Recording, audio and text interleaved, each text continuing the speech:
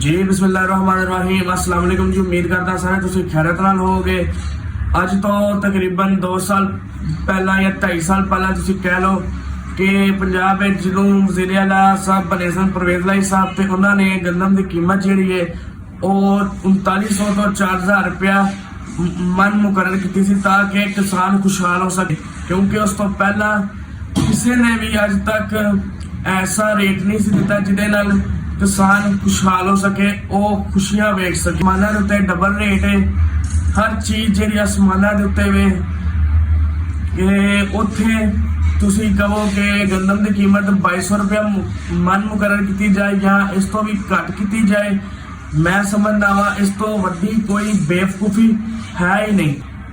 कि मैं कुछ लोग वेंदा वा सोशल मीडिया फिलासफर जिन्होंने मैं कहना वा ओ जी रो रहे ने जी आए जी 2 साल पहला किसान ने बड़ा जुल्म किया जी, इन्हें अपना बेची गंदम जी है जी 4000 रुपये तो बेची।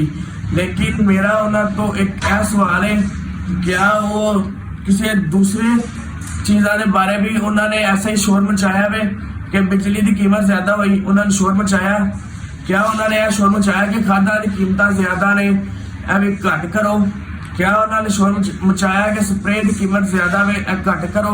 क्या उन्होंने शोर मचाया कि अपना जी डीजल जेड़ा वे पेट्रोल की कीमत ज्यादा वे घट करो? लेकिन उन्होंने इस किस्म का कोई शोर नहीं मचाया।